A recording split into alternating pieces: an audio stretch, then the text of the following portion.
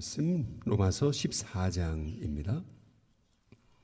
로마서 14장 1절에서부터 12절까지 있는 하나님의 말씀입니다. 로마서 14장 1절에서 12절까지 있는 말씀 우리 함께 한 목소리로 봉독하겠습니다.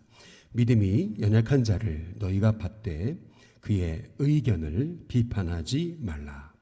어떤 사람은 모든 것을 먹을 만한 믿음이 있고 믿음이 연약한 자는 채소만 먹느니라. 먹는 자는 먹지 않는 자를 업신여기지 말고 먹지 않는 자는 먹는 자를 비판하지 말라. 이는 하나님이 그를 받으셨음이라. 남의 하인을 비판하는 너는 누구냐? 그가 서 있는 것이나 넘어지는 것이 자기 주인에게 있음에 그가 세움을 받으리니 이는 그를 세우시는 권능이 주께 있음이라. 어떤 사람은 이 날을 저날보다 낮게 여기고 어떤 사람은 모든 날을 같게 여기나니 각각 자기 마음으로 확정할지니라. 나를 중히 여기는 자도 주를 위하여 중히 여기고 먹는 자도 주를 위하여 먹으니 이는 하나님께 감사하며 먹지 않는 자도 주를 위하여 먹지 아니하며 하나님께 감사하느니라. 우리 중에 누구든지 자기를 위하여 사는 자가 없고 자기를 위하여 죽는 자도 없도다.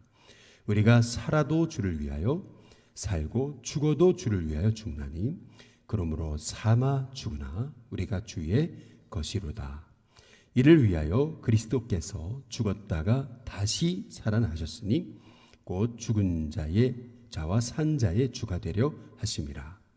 내가 어찌하여 내 형제를 비판하느냐? 어찌하여 내 형제를 업신여기느냐?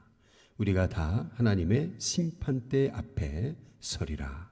기록되었으되 주께서 이르시되 내가 살았노니 모든 무릎이 내게 꿇을 것이요 모든 혀가 하나님께 자백하리라 하였느니라. 이러므로 우리 각 사람이 자기 일을 하나님께 짓고 하리라. 아멘.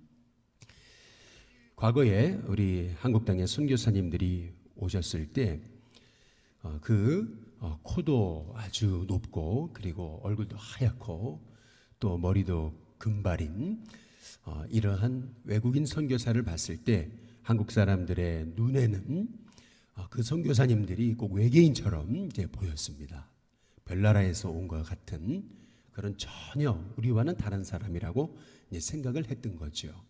그래서 선교사님들이 이제 어떤 곳에 이제 식당 같은 데 머무시면서 식사를 하시게 될 때 사람들이 수근수근 됐습니다. 그러면서 저 사람이 밥도 먹네라고 하는 것이 아닌 야 저것이 저렇게 밥도 먹을 줄 아네 이러면서 막 희덕거리면서 이렇게 웃고 그랬습니다.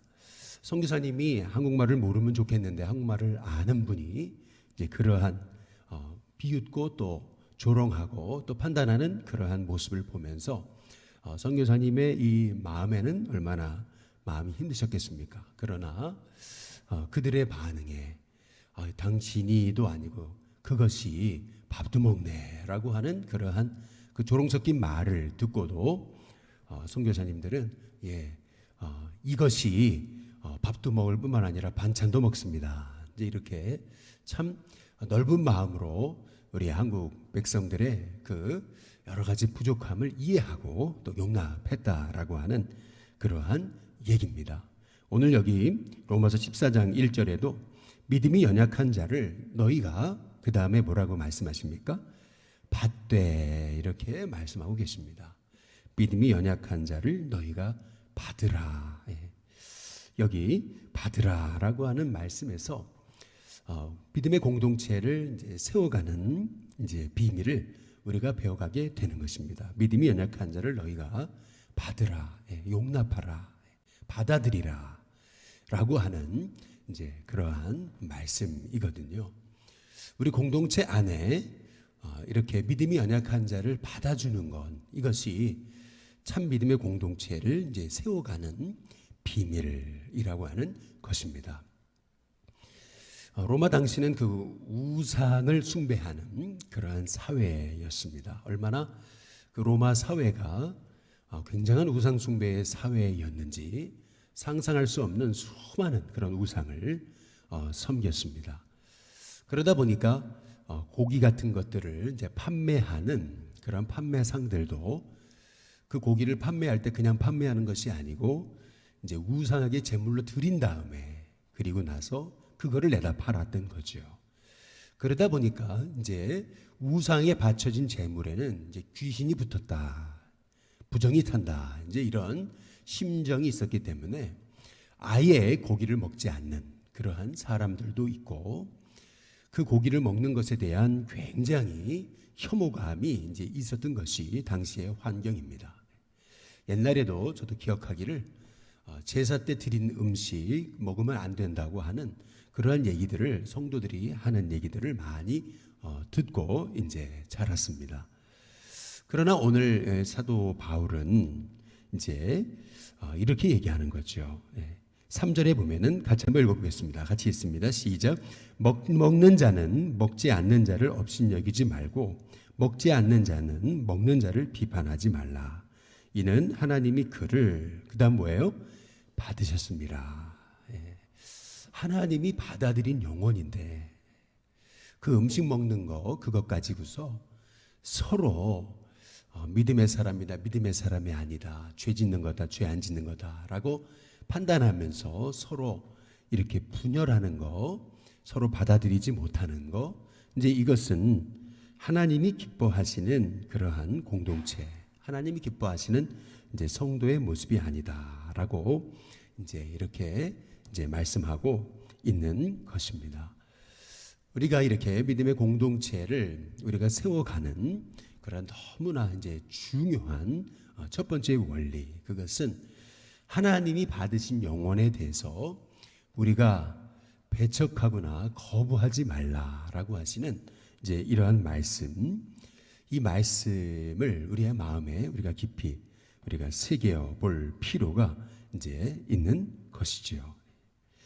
여기 2절에 보면은 같이 한번 읽어보겠습니다. 함께 있습니다. 시작. 어떤 사람은 모든 것을 먹을 만한 믿음이 있고 또 믿음이 연약한 자는 채소만 먹느니라. 각자마다 이제 믿음의 그릇이 조금 다르다는 거죠. 믿음의 그릇이 다를 뿐이지 그 그릇이 틀린 그릇은 이제 아니라고 하시는 그러한 이제 말씀입니다. 믿음의 그릇이 조금 다른 것이지 그가 잘못된 것은 이제 아니다라고 하는 그러한 말씀입니다. 하나님이 받으신 영혼인데 그 믿음의 작은 것을 가지고서 판단하고 정죄하고 밀쳐내는 것, 이제 그것이 공동체를 무너뜨리는 그러한 이유 중에 이제 하나라고 이제 말씀하고 이제 있는 것이지요. 5절에 보시면은 같이 한번 읽어보겠습니다. 함께 있습니다. 시작. 어떤 사람은 이 날을 저날보다 낮게 여기고 어떤 사람은 모든 날을 같게 여기나니 각각 자기 마음으로 확정할지니라. 어떤 사람은 이 날을 저날보다 낮게 여기고 어떤 사람은 모든 날을 같게 여긴다. 옛날에 저희 어렸을 때 여러분도 아마 그렇게 많이 이렇게 하셨을 텐데 주일날에 어떤 가정은 절대 외식을 안 했잖아요. 뭐 중국집 음식도 배달하지 않았습니다. 절대 밖에 나가서 뭐 사 먹는 거는 용납이 되지 않았습니다. 주일날 이제 선생님들이 아이들이 이제 성경학교나 아니면은 예배에 왔을 때 아이들을 이제 그 교회 앞에 있는 구멍가게 가가지고 그래서 이제 조그만한 이제 간식 같은 거를 사주고 이제 그랬던 그 시절이 있었잖아요. 그런데 이제 어떤 분들은 절대 주일날에는 밖에 나가 사 먹어도 안 되고 시켜 먹어도 안 되고 그리고 주일날에는 절대 외식은 안 된다.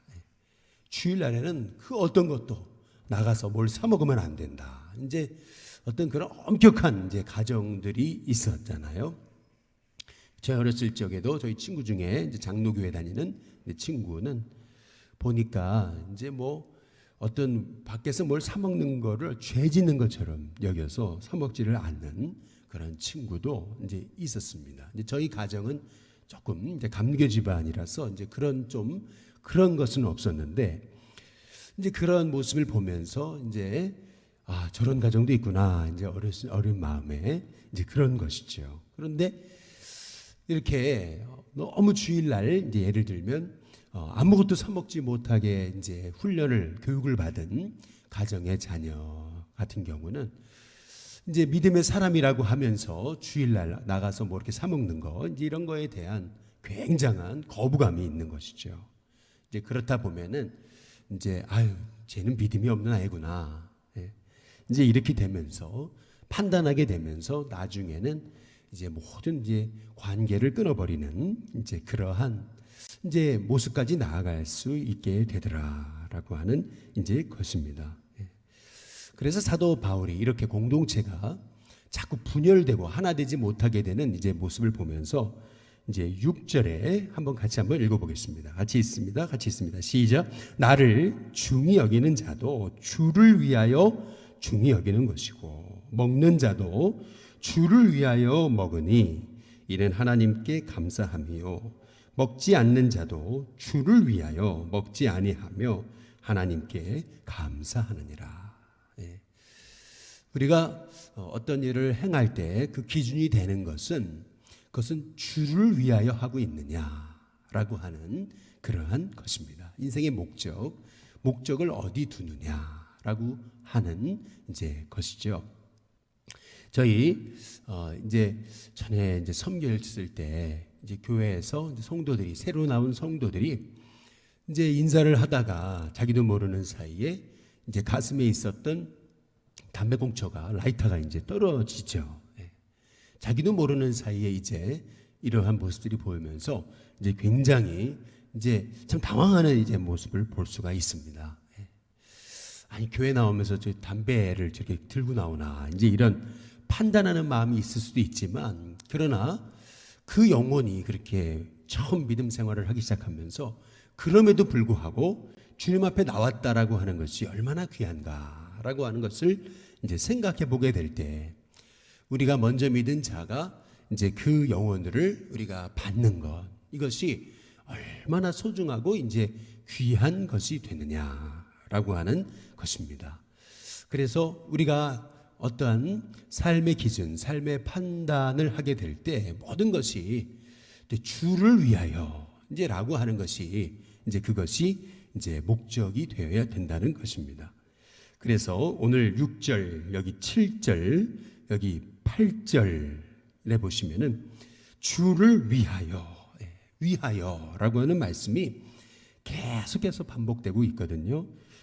나를 주를 중히 여기는 자도 주를 위하여 중히 여기고 먹는 자도 주를 위하여 먹으니 이는 하나님께 감사하며 먹지 않는 자도 주를 위하여 먹지 아니하며 하나님께 감사하느니라. 우리 중에 누구든지 자기를 위하여 사는 자 같고 자기를 위하여 죽는 자도 없도다. 우리 8절 다 함께 같이 한번 읽어보겠습니다. 같이 있습니다. 시작. 우리가 살아도 주를 위하여 살고 죽어도 주를 위하여 죽나니 그러므로 사나 죽으나 우리가 주의 것이로다. 우리의 인생의 목적 그것은 언제나 주를 위하여라고 하는 그런 인생의 목적 가운데 우리가 형제들을 바라보게 되면은 그러면 믿음이 연약한 성도들, 형제들 우리가 얼마든지 우리가 받을 수 있지 않느냐라고 하는 이제 그런 것이죠. 무엇보다도 우리가 형제를 판단하고 정죄하지 말아야 되는 이유 그것은 10절에 보시면은 내가 어찌하여 내 형제를 비판하느냐 어찌하여 내 형제를 업신여기느냐 우리가 다 하나님의 어디 앞에서요? 심판대 앞에 서게 된다라고 이제 사도 바울이 말씀하고 있거든요. 우리가 하나님의 심판대 앞에 서게 된다는 것을 생각해 보게 될 때 하나님의 심판대가 있다라고 하는 걸 생각하게 될 때 우리가 형제를 정죄하고 판단하고 업신여기는 것 이것은 우리가 하나님의 심판대를 생각해 보게 될 때 우리가 덜 두렵고 떨림으로 형제를 판단하고 업신여기고 정죄하기보다 오히려 하나님이 받으신 영혼을 우리가 불쌍히 여기고 받는 그러한 넉넉한 마음이 우리에게 이제 필요하다라고 말씀하고 계시는 것입니다.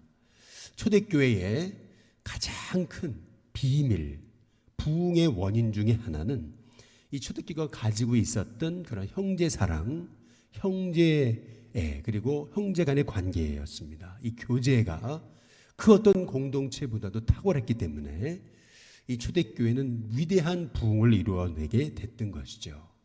근데 시간이 흐름에 따라서 이제 믿음이 이제 바로 세워지고 충만한 사람이 있는 반면 처음 들어오게 되는 사람들도 있고 여러 이제 문화를 가진 사람들이 들어오기 시작하면서 이제 서로가 이제 좀 다른 모습을 이제 보게 되게 되는 거죠.